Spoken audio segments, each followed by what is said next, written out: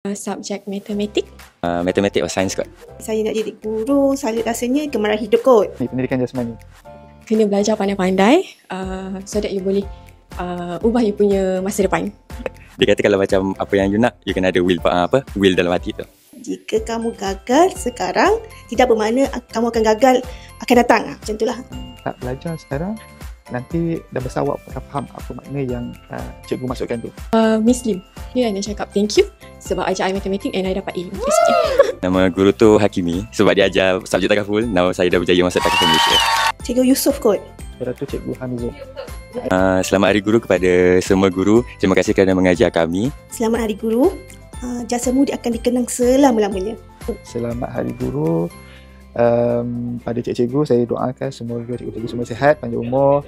Terima kasih kerana memberikan tunjuk ajar kepada semua pelajar-pelajar dan tanpa anda tak adalah pemimpin-pemimpin yang sekarang.